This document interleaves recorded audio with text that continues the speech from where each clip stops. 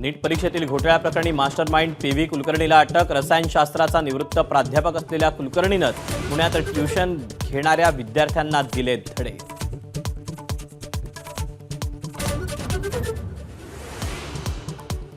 नीट परीक्षा रद्द झाल्याच्या नैराश्यातून 2 विद्यार्थी आणि एका विद्यार्थिनीची आत्महत्या. दिल्ली, राजस्थान आणि गोव्यातल्या विद्यार्थ्यांनी उचललं टोकाचं पाऊल. परदेशी जाण्यावर कसलेही निर्बंध लादले नाहीत. पंतप्रधान नरेंद्र मोदींचा खुलासा. परदेश प्रवासावर कसलाही टॅक्स लावण्याचा विचार नाही, मोदींचं स्पष्टीकरण. पेट्रोल डिझेलच्या किमती वाढवल्यानंतर आता सरकारकडून निर्यात शुल्कामध्ये वाढ. पेट्रोल निर्यातीवर प्रति लिटर 3 रुपये जादा शुल्क लावलं. डिझेल आणि विमान इंधनाच्या निर्यात शुल्कात मात्र घट. यूएईचा दौरा आटपून पंतप्रधान नरेंद्र मोदी नेदरलँडमध्ये दाखल. व्यापार, ऊर्जा, तंत्रज्ञान आणि गुंतवणुकीवर दोन्ही देशात चर्चा. सेमीकंडक्टर संबंधी करार होण्याची शक्यता.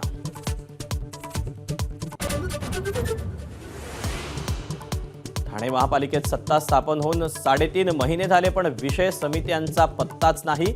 भाजपनं नवी मुंबईत शिवसेनेला स्थान दिलं नसल्यानं शिवसेनेनं डाव खेळल्याची चर्चा.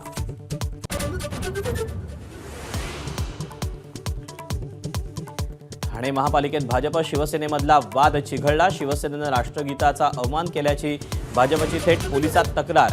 आमसभेत 5 मिनिटात 235 ठराव मंजूर केल्यानं भाजप नाराज.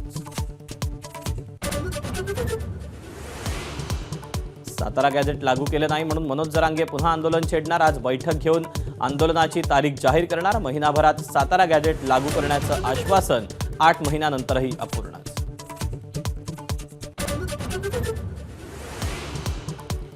लखनौचा चेन्नईवर 7 गडी राखून दणदणीत विजय. चेन्नईच्या प्लेऑफमध्ये जाण्याच्या आशा आकांक्षांना मोठा धक्का. 188 धावांचं आव्हान गाठताना लखनौच्या मिचेल मार्शनं ठोकल्या 90 धावा. नीट पेपरफुटी प्रकरणातील मुख्य आरोपी शुभम खैरनारच्या संपर्कात असणारे आता तपास यंत्रणांच्या रडारवर आलेत. गेल्या काही महिन्यापासून शुभमसोबत मोबाईल किंवा सोशल मीडियाच्या माध्यमातून सातत्यानं संपर्कात असणाऱ्यांचा तपास सुरू आहे. या प्रकरणी शुभम खैरनारला सीबीआयनं अटक केली. मात्र आता त्याच्या संपर्कात असणारेही तपास यंत्रणांच्या रडारवर आलेत. याशिवाय शुभमचं घर आणि ऑफिसजवळ असलेले सीसीटीव्ही फुटेज हे तपासले जाणार आहेत.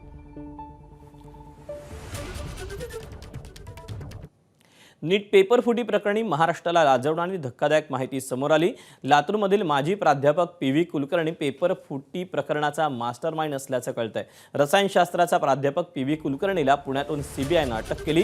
कुलकर्णीला आज दिल्ली कोर्टात हजर केलं जाण्याची शक्यता आहे. कुलकर्णी एनटीए सोबत जोडला गेला आणि त्यानंच पेपर लीक केल्याचं उघडकीस आलं. आरोपी पी.व्ही. कुलकर्णी हा एनटीएच्या परीक्षा प्रक्रियेत सहभागी असलेला रसायनशास्त्राचा प्राध्यापक आहे. यामुळे त्याला प्रश्नपत्रिका उपलब्ध झाल्या, ज्याचा त्यानं गैरवापर करून पेपरफुटी घडवून आणली, अशी माहिती सीबीआयनं दिली. एप्रिल 2026च्या शेवटच्या आठवड्यात कुलकर्णीनं आपल्या नेटवर्कद्वारे काही विद्यार्थ्यांना एकत्र केलं होतं. पी.व्ही. कुलकर्णीनं विद्यार्थ्यांना परीक्षेपूर्वी प्रश्न आणि उत्तरं पाठ करायला लावली होती. तसंच पुण्यात ब्युटी पार्लर चालवणाऱ्या मनीषा वाघमारे हिच्या संपर्कातही कुलकर्णी होता. त्याच धाग्यावरून तपास आणि चौकशीनंतर ही कारवाई करण्यात आली. आतापर्यंत देशभरातून 8 आरोपींना अटक करण्यात आलेली आहे.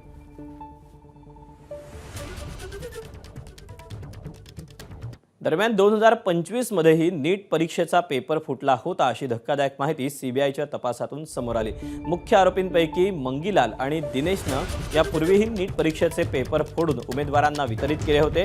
गेल्या वर्षी झालेल्या नीट 2025 परीक्षेपूर्वी बिवाल कुटुंबातील 5 मुलांना प्रश्नपत्रिका आगाऊ देण्यात आल्या होत्या.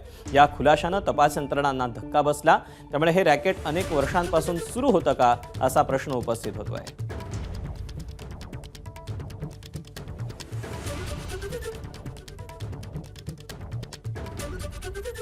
नीट पेपर फुटीनंतर लातूरमध्ये सीबीआयचं धाडसत्र सुरू आहे. सेवानिवृत्त प्राध्यापक पी.व्ही. कुलकर्णीला अटक केल्यानंतर आता सुतमिल परिसरातील एका खासगी ट्युशन चालकाच्या घरी सीबीआयच्या पथकानं छापा टाकला। क्लास चालकाच्या घरी सीबीआयनं 11 तास तपासणी केली। क्लास चालकाकडे आढळलेल्या कागदपत्रांची तपासणी केली। मोबाईल, संगणक आणि विद्यार्थ्यांशी संबंधित नोंदींचीही पडताळणी करण्यात आल्याची माहिती समोर आली। त्याचप्रमाणे ज्या भागात त्यांनी ट्युशन चालवत होते त्या ठिकाणी पथकानं जाऊन अनेक नोंदी घेतल्या। जवळपास 11 तास तपासणी केल्यानंतर सीबीआयचं पथक काही कागदपत्र आणि माहिती सोबत घेऊन निघून गेलं। मात्र पुढील कारवाईबाबत अद्याप कोणतीही अधिकृत माहिती देण्यात आलेली नाही।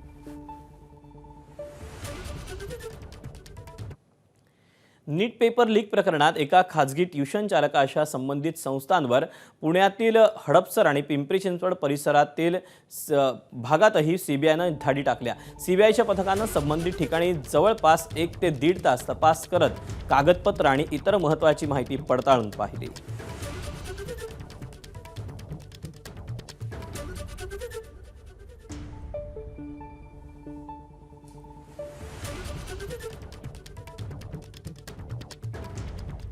राज्यातल्या वाढत्या तापमानात बाष्पीभवनाचा वेग वाढून मुंबईसाठीच्या 7 जलाशयांमधल्या पाणीसाठ्यात घट होताना पाहायला मिळते। त्यात यंदाच्या मोसमात सरासरीपेक्षा कमी पाऊस होण्याचा अंदाज भारतीय हवामान विभागानं वर्तवला। त्यामुळे खबरदारीच्या उपाययोजना म्हणून मुंबई महापालिकेनं 10% पाणी कपात लागू केली। दरम्यान पाणी कपातीचा निर्णय मागे घेण्याबाबतचा निर्णय मे अखेरीस घेतला जाणार आहे। मान्सूनची स्थिती, धरण क्षेत्रातील पाऊस आणि उपलब्ध जलसाठ्याचा आढावा घेऊन महापालिका अंतिम निर्णय घेणार आहे। धरणांमध्ये समाधानकारक पाऊस झाल्यास पाणी कपात लवकर मागे घेण्याची शक्यता आहे। मराठा आरक्षणाच्या मुद्द्यावर आंदोलक मनोज जरांगे पाटील पुन्हा एकदा आक्रमक झाले। आंदोलनाची पुढील दिशा आणि तारीख ठरवण्यासाठी जालन्यातील अंतरवाली सराटीमध्ये आज जरांगे आणि त्यांच्या समर्थकांची महत्त्वपूर्ण बैठक पार पडणार आहे। सातारा गॅझेटचा GR 1 महिन्यात काढू असं सरकारनं म्हटलं होतं, मात्र 8 महिने उलटूनही ते लागू झालं नसल्याची प्रतिक्रिया जरांगेंनी दिली। दरम्यान ज्यांचं कुणबी प्रमाणपत्र सापडलं त्यांना व्हॅलिडिटी दिली जात नसून शिंदे समिती रेकॉर्डही शोधत नसल्याची टीका जरांगेंनी केली। मात्र जरांगेंनी पुन्हा आंदोलन पुकारल्यास यावर ओबीसी काय भूमिका घेणार याकडे लक्ष असेल।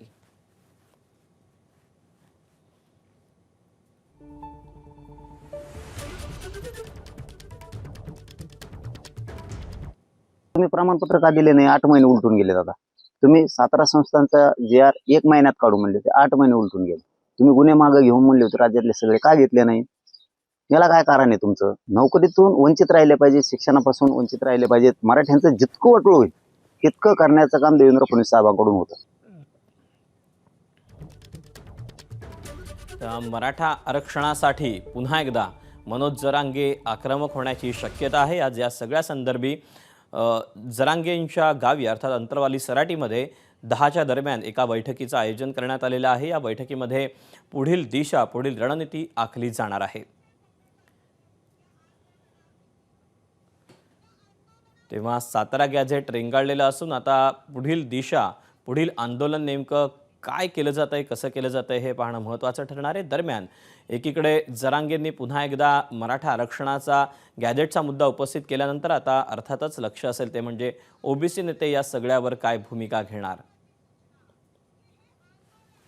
मुंबई महापालिकेच्या नाले सफाई कामात कंत्राटदारांचा तुटवडा निर्माण झाल्यानं काही भागातील कामं तात्पुरत्या स्वरूपात सामाजिक संस्थांकडे सोपवण्यात आल्याची माहिती वरिष्ठ सूत्रांनी दिली। मागील वर्षीच्या तुलनेत यंदा मिठी नदी सफाईचा वेग मंदावल्यानं महापालिकेची चिंता वाढली। नवीन सरकार स्थापन झाल्यानंतर नाले सफाई आणि गाळ उपसा कामांसाठी नव्या कंत्राटदारांचा शोध सुरू होता। मात्र विशेषतः पूर्व उपनगरातील कुर्ला, साकीनाका, चेंबूर, मानखुर्द परिसरातील कामांना विलंब झाल्याची माहिती समोर आली। यंदा महापालिकेनं झोन निहाय कंत्राटदार नेमण्याचा निर्णय घेतला होता, मात्र झोन 5 साठी कंत्राटदार न मिळाल्यानं काही कामं एनजीओकडे देण्यात आली होती। अखेर विभागनिहाय स्वतंत्र कंत्राटदार निश्चित करत महापालिकेनं ही कामं पुन्हा कंत्राटदारांकडे वर्ग केल्याची माहिती सूत्रांनी दिली। याबद्दलचे अपडेट जाणून घेऊयात। अजय माने आपल्यासोबत आहे।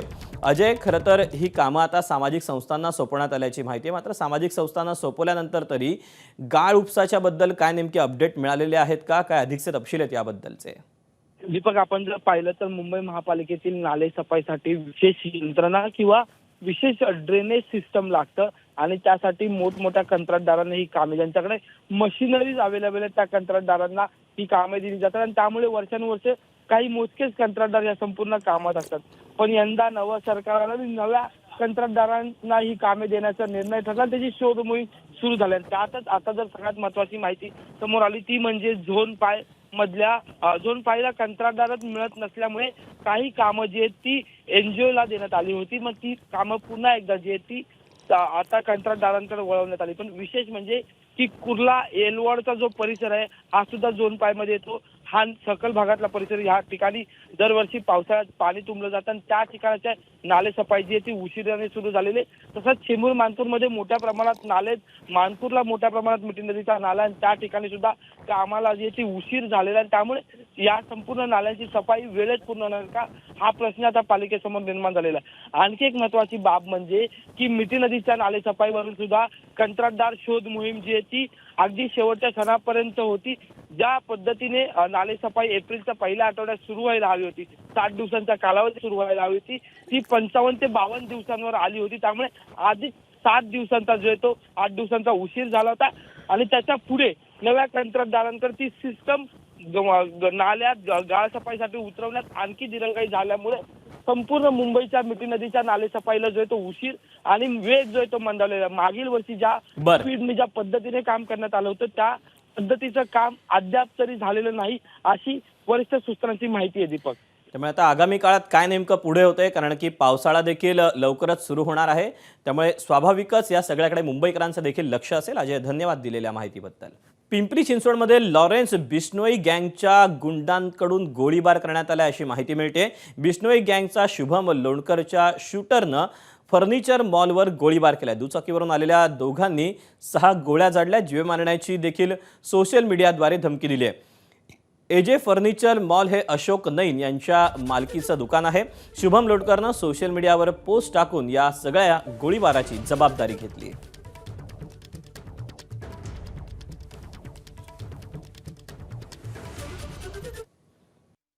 साधारणतः रात्री 9:20 दरम्यान AJ फर्निचर मॉलच्या समोर त्या ठिकाणी 2 अज्ञात व्यक्ती 2 व्हीलरवरून आले आणि त्यांनी AJ फर्निचर मॉलच्या नावाच्या दिशेने, नेमप्लेटच्या दिशेने, वरच्या दिशेने त्या ठिकाणी 5 ते 6 राऊंड फायर केलेले आहेत आणि पुढील दिशेने निघून गेलेले आहेत. जशी घटना कळाल्यानंतर त्या ठिकाणी क्राईम ब्रांच आणि झोनचे सर्व अधिकारी स्टाफ या ठिकाणी उपस्थित होऊन त्यांनी तपासाला सुरुवात केली. त्याचबरोबर त्या ठिकाणी वरिष्ठ अधिकाऱ्यांनी सुद्धा भेटी देऊन त्या ठिकाणी मार्गदर्शन केलेले आहे.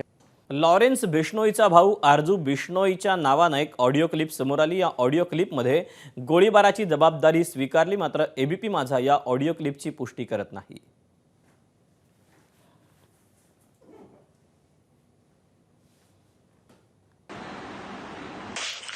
जय श्री सीताराम सभी भाइयों को। मैं लॉरेंस बिश्नोई का छोटा भाई आरजू बिश्नोई, ये जो पुणे में अशोक नैन MD तस्कर AJ फर्नीचर के मॉल पे फायरिंग हुई है, इसकी जिम्मेवारी हम लॉरेंस बिश्नोई ग्रुप लेते हैं. जो हमारे ग्रुप के खिलाफ है उनसे जल्द मुलाकात होगी.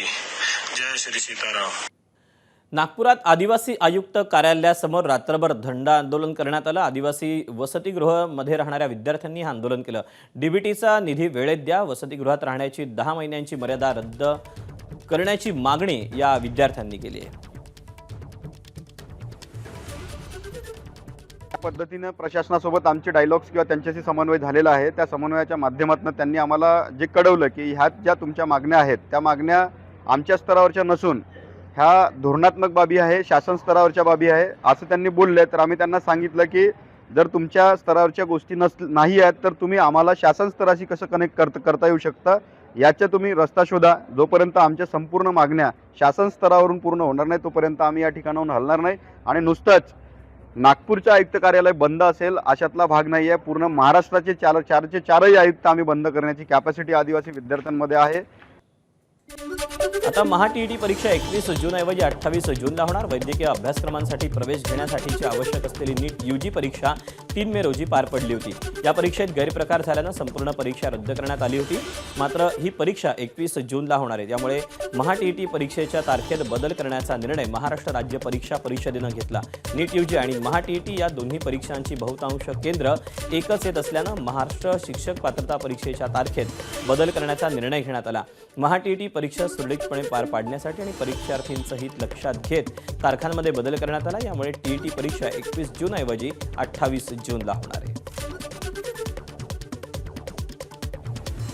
एकीकडे देशाचे पंतप्रधान महाराष्ट्राचे मुख्यमंत्री सध्याच्या स्थितीत काटकसरीनं वागण्याचं आवाहन करतायत, मात्र दुसरीकडे त्यांचेच सरकारी कर्मचारी डिझेलची नासाडी करत असल्याचा आरोप आमदार प्रशांत बंब यांनी केला.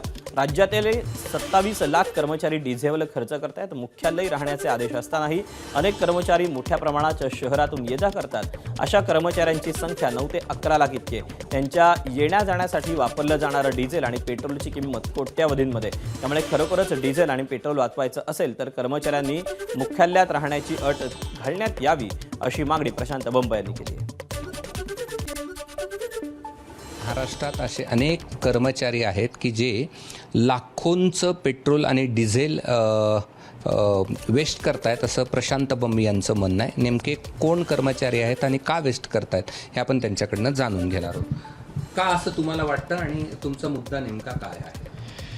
बघा, सर्वप्रथम सन्माननीय पंतप्रधान महोदय आणि माननीय मुख्यमंत्री महोदयांनी जे आपल्याला आवाहन केलेलं आहे त्याला प्रत्येक नागरिकाचं कर्तव्य आहे की त्याचं पालन केलं पाहिजे. परंतु आज सर्वात महत्त्वाचं काय आहे, जसा संभाजीनगर जिल्हा आहे, इथे किमान 20,000 अधिकारी कर्मचारी ज्यांना त्यांच्या मुख्यालय म्हणजे गावातच राहण्याचा कायदा आहे, त्यांनी अशा वेळेला म्हणजे आत्ता बोलले म्हणून नाही, दररोजसुद्धा त्यांनी हे डिझेल पेट्रोल वेस्ट करू नये. परंतु आज ते दररोज अपडाऊन करतात आणि 20,000 व्हेकल्स दररोजचे विनाकारांचा लोड हा ट्रॅफिकवर येतो, डिझेल पेट्रोलवर येतो आणि ससे होलपोट होती पूर्ण नागरिकांची. माझी विनंती आहे आता सर्व अधिकारी कर्मचारी महोदयांना की बघा, तुम्ही 8-8, 10-10 वर्षापासून त्याच गावात राहतात असं सर्टिफिकेट देऊन तुम्ही सगळं केलेलं आहे. ठीक आहे, मागच्या गोष्टी नंतर बघता येतील, परंतु आता तुम्ही सन्माननीय पंतप्रधान महोदयांनी, माननीय मुख्यमंत्री महोदयांनी जे आपल्याला सूचित केलेलं आहे त्याचं तंतोतंत पालन करावं. प्रत्येकाने आपापल्या गावात राहायला जावं आणि डिझेल पेट्रोलच्या बाबतीमध्ये जे देशावर समजा जे काही गोष्टी असतील, माननीय पंतप्रधान महोदयांचा जो हेतू असेल त्याला साध्य करण्याकरता मदत करावी.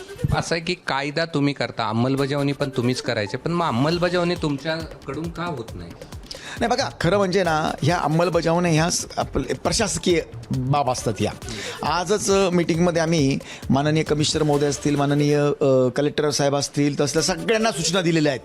ह्या सर्वांना तुम्हाला गावात त्यांनी सांगितलं होय पाठवावंच लागेल.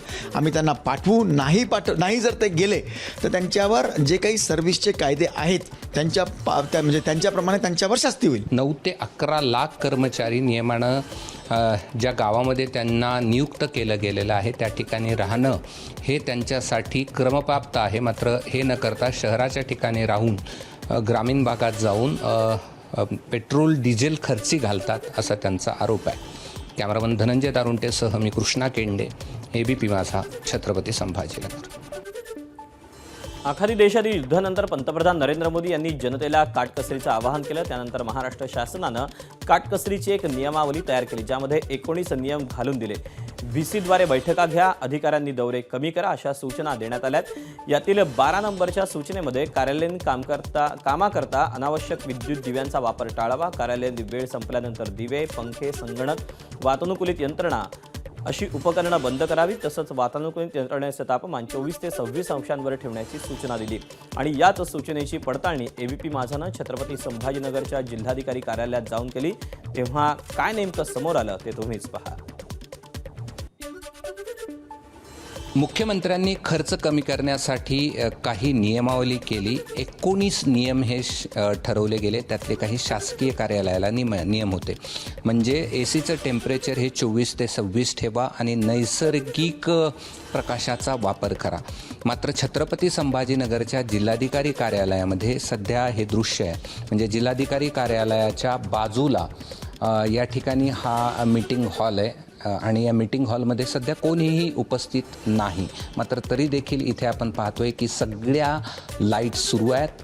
AC देखील सुरू आहेत आणि त्यामुळे एकीकडे योजना आणि नियम केले जातात, मात्र त्याची अंमलबजावणी केली जात नाही. एवढंच नाही तर हा प्रोजेक्टर देखील आपण पाहतो आहोत की हा देखील या ठिकाणी सुरू आहे. त्यांचा PC देखील या ठिकाणी सुरू आहे. AC थंडगार आहे आणि या थंडगार ACमध्ये या ठिकाणी कोणीही नाही आहे. मात्र जे नियम केले आणि पुन्हा तुम्हाला दाखवतो की ACचं टेम्परेचर देखील आपण जर पाहिलं तर ते 18 एवढं ठेवण्यात आलेलं आहे. म्हणजे शासकीय नियम करायचे, मात्र शासकीय कार्यालयातच ते अशा पद्धतीनं ते कागदावर कसे राहतात याचं हे उत्तम उदाहरण आपल्याला म्हणता येईल.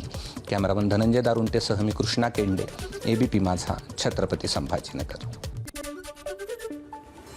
नंदुरबार जिल्ह्यातील नवापूरमध्ये बर्ड फ्लूचा प्रादुर्भाव आढळून आल्यानंतर धुळे जिल्ह्यातही पशुसंवर्धन विभाग अलर्ट झाला. बर्ड फ्लूच्या पार्श्वभूमीवर पशुसंवर्धन विभागानं खबरदारी म्हणून उपाययोजना करायला सुरुवात केली. अद्याप धुळे जिल्ह्यात बर्ड फ्लूची कोणतीही लक्षणं आढळली नसून परिस्थिती नियंत्रणात असल्याची माहिती पशुसंवर्धन उपायुक्त डॉक्टर गिरीश पाटील यांनी दिली. दरम्यान धुळे जिल्ह्यात 36 रॅपिड रिस्पॉन्स टीम कार्यान्वित करण्यात आल्या असून पोल्ट्री फार्म मालकांना स्वच्छता राखून खबरदारी घेण्याच्या सूचना देण्यात आल्या. तसंच नंदुरबार जिल्ह्यातून धुळे जिल्ह्यात कुक्कुट पक्षी तसंच अंड्यांची ने-आण करण्यास प्रतिबंध घालण्यात आल्याची माहिती पशुसंवर्धन विभागानं दिली आहे. धुळे जिल्ह्याने बर्ड फ्लूचा शिरकाव आपल्या जिल्ह्यात होऊ नये यासाठी पशुसंवर्धन विभागामार्फत 36 रॅपिड रिस्पॉन्स टीम आपण तयार केलेल्या आहेत आणि खास करून सतर्कता बाळगण्याचे सूचना पण आपण या टीममार्फत निर्गमित केलेल्या आहेत. आता या टीमचं काम जे आहे, खास करून ज्या बॉर्डर लाईनला, नंदुरबार जिल्ह्याच्या ज्या बॉर्डर लाईनला ज्या आपल्या टीम आहेत त्यांना आपण 2-3 मुद्द्यांच्या विषयी सतर्क राहण्यासाठी सूचना दिल्या आहेत. मुंबईत एकीकडे विरोधी पक्षाच्या नेत्यांचं शेतकऱ्यांसाठी आंदोलन सुरू असताना सोबतच कांदा आणि साखरेचा प्रश्न पेटलेला असताना साताऱ्यात मुख्यमंत्री फडणवीसांनी महत्त्वाचं वक्तव्य केलं. 30 जून आधीच शेतकऱ्यांची कर्जमाफी करणार असल्याचा पुनरुच्चार फडणवीसांनी केला.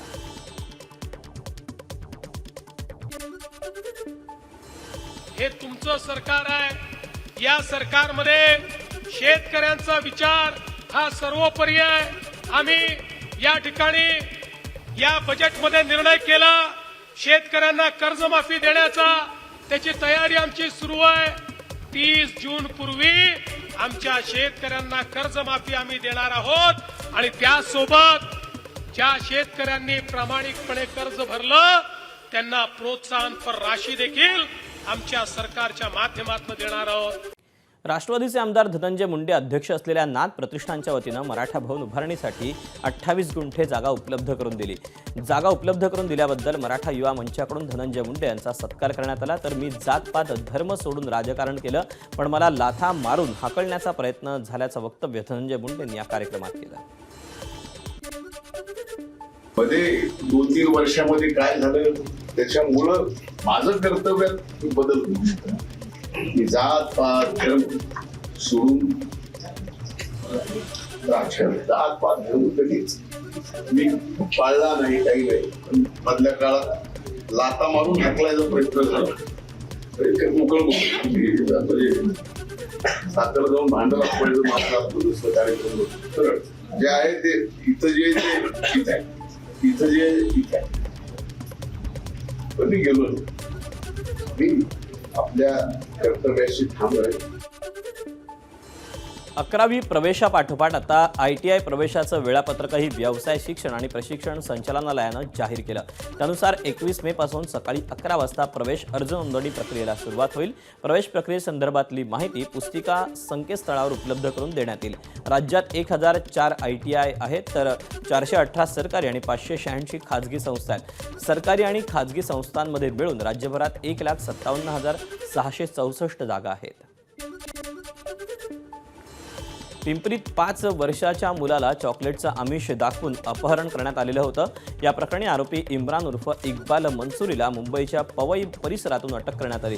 पिंपरी पोलीस आणि पवई पोलिसांनी संयुक्त कारवाई केली. पोलिसांनी पवई तलाव, चांदिवली, साकीनाका परिसरात शोधमोहीम राबवली. दरम्यान अपहरण झालेल्या मुलाला सुखरूपपणे कुटुंबियांच्या ताब्यात देण्याची प्रक्रिया सुरू आहे.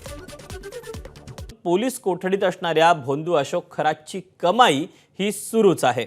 कारण कुंभमेळा रिंग रोडसाठी भूसंपादनातून त्याला 3 कोटी रुपये मिळणार आहेत अशी माहिती मिळते. निलंबित उपजिल्हाधिकारी भांडे पाटील यांच्या पत्नीलाही लाखो रुपये मिळणार आहेत. अपडेट जाणून घेऊयात. मुकुल कुलकर्णी आपल्यासोबत आहे. मुकुल, काय नेमके अपडेट मिळत आहेत? कशा पद्धतीनं हा घरातला मोबदला मिळणार आहे?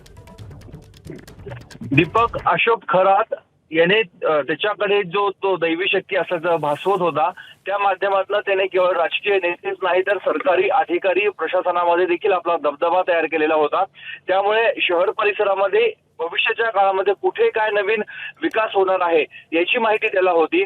त्याच पार्श्वभूमीवर नाशिकमध्ये होणाऱ्या कुंभमेळ्याच्या पार्श्वभूमीवर नाशिकच्या चिंचोळे गवळाने या परिसरामधनं रिंग रोड जाणार होता आणि त्यासाठी आता जर आपण भूसंपादन केलं, आता जर आपण जमीन विकत घेतली तर भविष्यामध्ये चांगला आपल्याला मोबदला मिळू शकेल अशी ज्यावेळेस त्याला खात्री पटलेली होती त्यावेळेस त्यांनी या रिंग रोड परिसरामध्ये जमिनी विकत घेतलेल्या होत्या आणि आता रिंग रोडच्या कामाला सुरुवात होत आहे, भूसंपादन प्रक्रियेला सुरुवात होत आहे आणि त्या पार्श्वभूमीवर आता ज्यांच्या ज्यांच्या जमिनी आहेत त्यांना सरकारकडनं मोबदला दिला जातोय आणि त्यामधलंच एक नाव आहे अशोक खरात. त्यामुळे जी शासकीय प्रक्रिया आहे भूसंपादनाची त्या प्रक्रियेच्या माध्यमातून अशोक खरात यांना देखील सरकारकडनं लाभ मिळण्याची शक्यता आहे. मुकुल, धन्यवाद दिलेल्या सविस्तर माहितीबद्दल. ठाणे महापालिकेत पुन्हा एकदा भाजप विरुद्ध शिवसेना नगरसेवकांमध्ये संघर्ष निर्माण झाला. सलग तिसऱ्या महासभेत शिवसेना आणि भाजपच्या नगरसेवकांमध्ये वाद पाहायला मिळाला. महासभेत शिवसेनेनं 5 मिनिटांमध्ये 232 प्रकरणं मंजूर केल्याच्या मुद्द्यावर भाजपनं आक्षेप घेतला. त्यावेळी शिवसेना नेते आणि नगरसेवक मीनाक्षी शिंदेंनी भाजपचा उल्लेख कपटी असा केला. सोबतच भाजपनं विरोधी पक्षात जाऊन बसावं असंही मीनाक्षी शिंदेंनी म्हटलं. या महासभेत भाजप नगरसेवकांनी ठिय्या आंदोलनही केलं. नंतर त्यांनी नौपाडा पोलीस ठाणे गाठून शिवसेनेचे नगरसेवक राजेश मोरे आणि मनोज शिंदेंविरोधात तक्रार दाखल केली. राष्ट्रगीताचा अवमान केल्याप्रकरणी शिवसेनेच्या नगरसेवकांवर गुन्हे दाखल करण्याची मागणी भाजप नगरसेवकांनी त्यांच्या तक्रारीतून केली.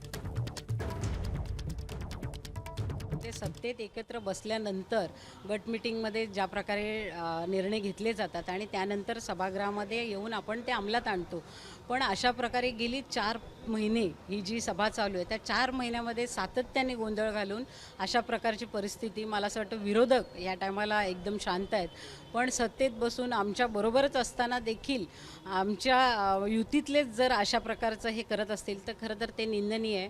आणि प्रत्येक वेळी आपल्याकडूनच काहीतरी चुका होत आहेत ह्याची जाणीव त्यांना स्वतःला कदाचित नाही आहे आणि अशा प्रकारे गोंधळ करून महासभेला सगळ्यांना वेटीस धरलं जातं, महापौरांना देखील वेटीस धरलं जातं. ही काय प्लॅनिंग आहे त्यांची मला आत्तापर्यंत कळलेली नाही. कुठल्याही पूर्वसूचना न देता अशा प्रकारे गोंधळ घालून विषयपत्रिका मंजूर करून अचानकपणे राष्ट्रगीताचं हे चालू करायचं, राष्ट्रगीत चालू करायचं आणि त्या माध्यमातून सरळ विषयपत्रिका संपली, महासभा संपली असं जाहीर करायचं आणि ठाणेकर जनतेच्या सभागृहामध्ये ठाणेकरांचे प्रश्न असतात ते मांडण्यासाठी मित्रपक्ष असू देत किंवा आणखीन कोणी असू देत त्यांनी ती भूमिका रास्तपणे मांडणं गरजेचं असतं, एवढंच आमचं म्हणणं असतं.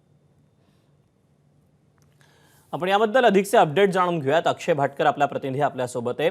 अक्षय, खरं तर हा दोन्ही सत्ताधाऱ्यांमधला ठाणे महापालिकेतल्या जो संघर्ष आहे तो कोणत्या थराला गेला हे आपण पाहिलं. हा वाद केवळ आता राजकीय, प्रशासकीय आणि कायदेशीर लढाईवर देखील उतरल्याचं पाहायला मिळत आहे. दीपक, हा वाद जो आहे तो आताचा नाहीये, गेले 4 महिने हा वाद बघायला मिळतोय. म्हणजे अगदी ज्यावेळी तिकीट वाटप होतं त्या तिकीट वाटपाच्या वेळी देखील दोन्ही पक्षांमध्ये संगनमत होत नव्हतं, तर देखील ते संगनमत झालं. त्यानंतर दोन्ही पक्षांनी एकत्र निवडणुका लढवल्या आणि निवडणुका लढवल्याच्या नंतर देखील या दोन्ही पक्षांमध्ये संगनमत दिसून येत नाहीये. खरं म्हणजे विरोधकांची जी भूमिका आहे ती भूमिका सातत्याने भाजप घेत आहे आणि त्यांची एवढीच मागणी आहे की प्रशासकीय काळामध्ये जितका खर्च झाला, जितका निधी आला, त्या सगळ्या निधीचा हिशोब हा महासभेसमोर ठेवला जावा आणि त्या सगळ्या निधीचा हिशोब हा ठाणेकरांना मिळावा, ही भाजपची सातत्याने मागणी राहिलेली आहे. त्यामुळे पहिली महासभा असेल, दुसरी महासभा असेल, यामध्ये गोंधळ झालेला होता. ती महासभा अशाच प्रकारे गोंधळामध्ये तहकूब करण्यात आलेली होती. मग आता तिसऱ्या महासभेत देखील त्याच प्रकारे आता एक विषयक्रम जो आहे तो ठरवलेला होता. मात्र कोणतेही प्रस्ताव जे आहे ते चर्चेविना मंजूर करू नयेत अशी भाजपची मागणी होती. तर दुसरीकडे 5 तास एकाच विषयावर चर्चा सुरू असताना अचानक सगळे प्रस्ताव जे आहेत ते विना चर्चेविना मंजूर करावे असा प्रस्ताव जो आहे तो सभागृह नेत्यांकडून मांडण्यात आला. त्याला महापौरांनी देखील संमती दिली आणि यालाच भाजपने विरोध केलेला होता. आता या दोन्ही मित्रपक्षांच्या एकमेकांच्या वादामध्ये ज्या ठाणेकरांनी या दोन्ही पक्षांना मित्रपक्ष म्हणून निवडून दिलेलं आहे त्या ठाणेकरांचं नेमकं काय चुकलं हा सगळ्यात मोठा प्रश्न इकडे निर्माण झालेला आहे. कारण की दोन्ही मित्रपक्षांच्या या वादामध्ये अनेक ठराव जे आहेत ते अशाच प्रकारे गोंधळामध्ये मंजूर केले जातात, त्याच्यावर चर्चा होत नाहीये. त्यामुळे निधी देखील कशा प्रकारे वाटला जाईल हा सगळ्यात मोठा प्रश्न आहे. दुसरीकडे विषय समित्या देखील नाहीये, त्यामुळे निधीचं वाटप नेमकं कशा प्रकारे केलं जाणार हे देखील कळत नाहीये. हा सगळा संपूर्ण घोळ जो आहे यामुळे ठाणेकर अक्षरशः वैतागलेले आहेत. दोन्ही पक्षांना एकत्र आहेत म्हणून निवडून दिलेलं होतं, एकत्र सत्तेमध्ये देखील दोन्ही पक्ष बसलेले आहेत, पण तरीही दोन्ही पक्षांमध्ये वाद संपत नाहीये. त्यामुळे ठाणेकरांचा विकास हा कुठे ना कुठे रखडतोय आणि चुकीच्या लोकांना निवडून दिलं का हा प्रश्न निर्माण झालेला आहे. म्हणजे स्वाभाविकच आता या सगळ्या प्रकरणी पक्षश्रेष्ठी काही लक्ष घालतायत का ते पाहणं देखील महत्त्वाचं असेल. अक्षय, धन्यवाद दिलेल्या माहितीबद्दल. ठाण्यातील नव्यानं निवडून आलेल्या लोकप्रतिनिधींनी कामकाज सुरू करून 2 महिने झाले तरी ठाणे महापालिकेतील विषय समित्यांचं कामकाज अद्याप सुरू झालेलं नाही. शिवसेना आणि भाजप महायुतीला महापालिकेत स्पष्ट बहुमत असूनही स्थायी समिती, परिवहन समिती तसंच विविध विषय समित्या आणि स्वीकृत नगरसेवकांच्या नियुक्त्या अजून झालेल्या नाहीत. निवडणुकीत आवाहन केल्याप्रमाणे ठाणेकरांनी शिवसेनेला प्रचंड बहुमत दिलं तरी देखील महाराष्ट्रातील सर्वच महापालिकातील समित्या गठीत झाल्या असताना केवळ ठाण्यातच समित्या का झाल्या नाहीत असा सवाल उपस्थित होतोय.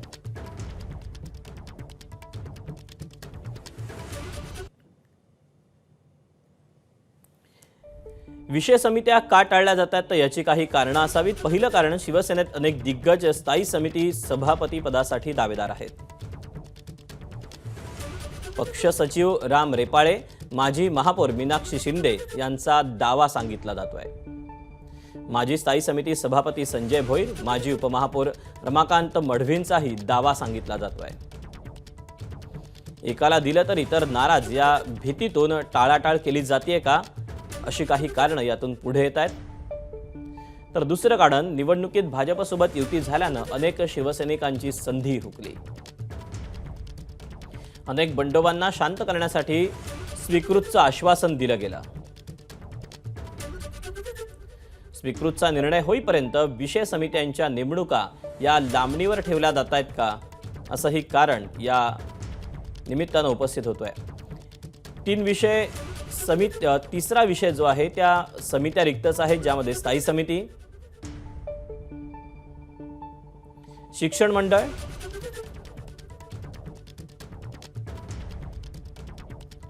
आणि परिवहन समिती ही रिक्तच आहे. ठाणे महापालिकेत बलाबल कसं आहे तर शिवसेनेचे 75 नगरसेवक, भाजपचे 28 नगरसेवक, राष्ट्रवादी शरदचंद्र पवार पक्षाचे 12 नगरसेवक आहेत. तर राष्ट्रवादीचे 9, MIMचे 5 आणि शिवसेना ठाकरे गटाचा अवघा 1 नगरसेवक आहे. वाढत्या आर्थिक भारामुळे मुंबई महानगरपालिकेनं नवीन प्रकल्पांची घोषणा करण्याऐवजी सध्या सुरू असलेले प्रकल्प वेळेत पूर्ण करण्यावर भर देण्याचं ठरवलंय. आगामी काही वर्षात नवीन प्रकल्पांपेक्षा मुंबई पालिका पूर्णत्वाला प्राधान्य देणार असल्याची माहिती विश्वसनीय सूत्रांनी ABP माझाला दिली. 2029 पर्यंत कोणताही नवा प्रकल्प हाती न घेण्याचा निर्णय मुंबई महापालिकेनं घेतला. अपूर्ण प्रकल्प लवकरात लवकर पूर्ण करून त्यांना गती देण्यासाठी निधी वळवण्याची विशेष रणनीती आखण्यात आली.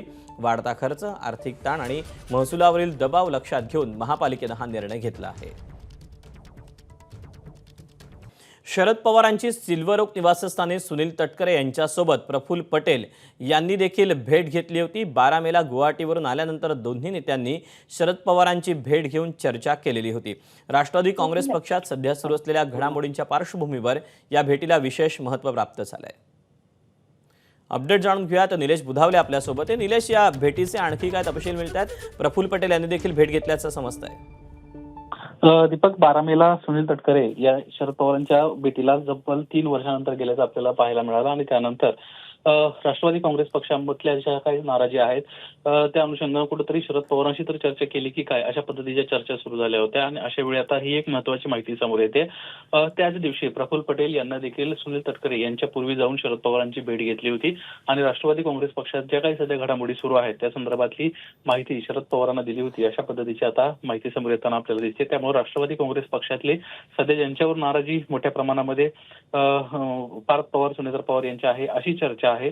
असे दोन महत्वाचे नेते जे आहेत ते राष्ट्रवादी काँग्रेस शरदचंद्र पवार पक्षाचे राष्ट्रीय अध्यक्ष शरद पवार यांची भेट घेतात. याचाच अर्थ कुठेतरी राष्ट्रवादी काँग्रेस पक्षातील आगामी काळामध्ये काही वेगळा निर्णय होण्याची शक्यता आहे का, अशी एक चर्चा सुरू झाली आहे. या संदर्भामध्ये सुनील तटकरे यांना आपण शरद पवारांच्या तब्येतीच्या अनुषंगानं भेटीसाठी गेलो होतो अशी माहिती दिली असली तरी प्रफुल्ल पटेल यांचं अद्याप या संदर्भाचं जे म्हणणं आहे ते समोर आलेलं नाहीये. त्यामुळे आता आगामी काळात राष्ट्रवादी काँग्रेस पक्ष काय नेमकी भूमिका घेतोय, खास करून हे दोन महत्वाचे नेते काय भूमिका घेत आहेत याकडे राजकीय वर्तुळाचं लक्ष लागलंय. निलेश, धन्यवाद दिलेल्या सविस्तर माहितीबद्दल.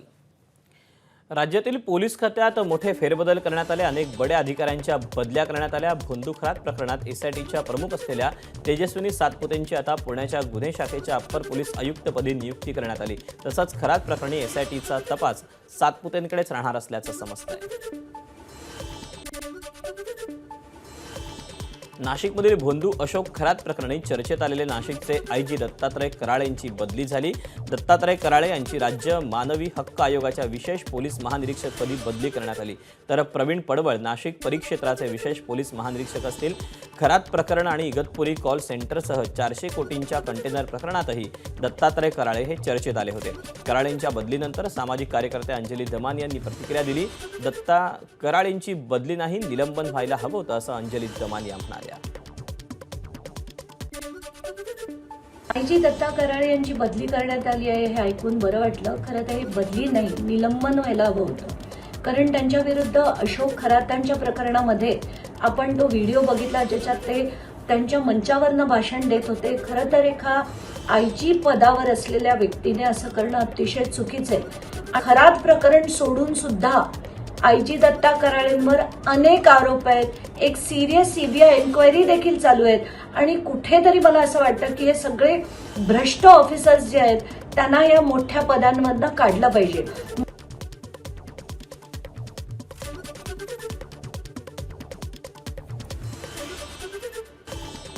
शनी जयंती आणि शनी अमावस्येच्या निमित्तानं जगप्रसिद्ध श्री क्षेत्र शनी शिंगणापूरमध्ये भाविकांचा अथांग सागर लोटला.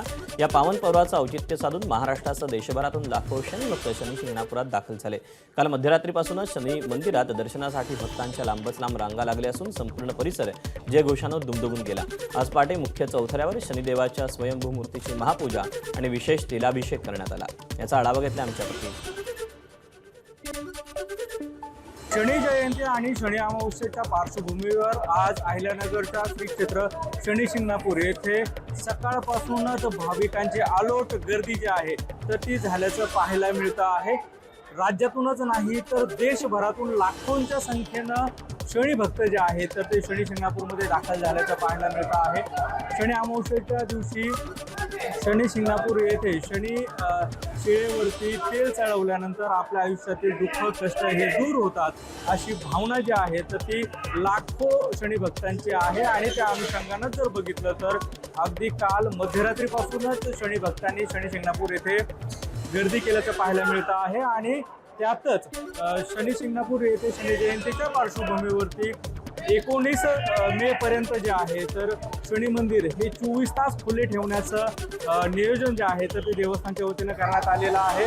खरं तर उन्हाचा तडाखा खूप आहे त्यामुळे अगदी सकाळपासूनच जे आहे भाविक या ठिकाणी गर्दी करताना पाहायला मिळत आहेत आणि भाविकांना या ठिकाणी विविध सुविधा ज्या आहेत तर ते देवस्थानच्या वतीनं देण्यात आलेल्या आहेत.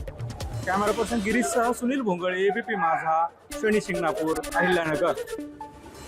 पंतप्रधान नरेंद्र मोदी 6 देशांच्या दौऱ्यावर आहेत. पंतप्रधान नरेंद्र मोदींच्या परदेश दौऱ्याचा दुसरा दिवस. आज मोदी नेदरलँडला पोहोचले. नेदरलँडमध्ये मोठ्या उत्साहात पंतप्रधानांचं स्वागत करण्यात आलं. नेदरलँडचे पंतप्रधान रॉब जेटन यांच्यासोबत व्यापार, ऊर्जा, तंत्रज्ञान, शिक्षण अशा मुद्द्यांवर ते चर्चा करणार आहेत. तर काल पंतप्रधान मोदींनी UAEचा दौरा केला.